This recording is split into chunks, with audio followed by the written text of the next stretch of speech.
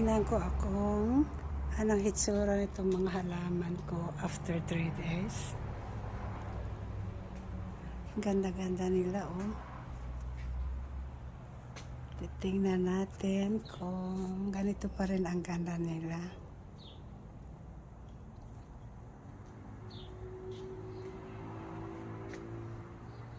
Mga alocasia ko. Tingnan nyo, oh. Pinuno ko siya ng tubig para hindi sila ma-dehydrate. Kasi kahapon puno yan. Tapos, naubos na rin kaagad. Ito yung bagong propagation ko sa sa Paromas. Tumangkad siya. So, naman hindi na siya mamatay. Lipat ko kaya siya doon sa tubig para hindi siya maubusan ng tubig.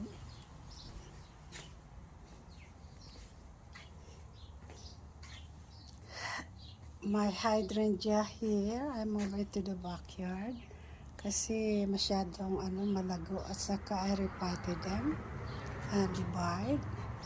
So, ito naman ang aking mga rose ngayon, halaman.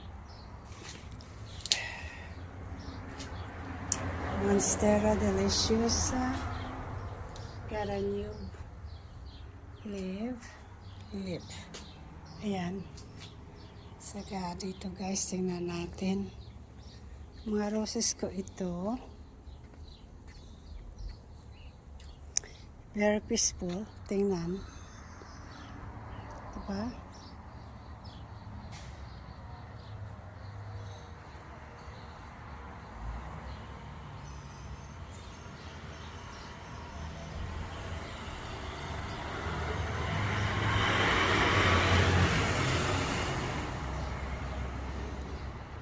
Okay.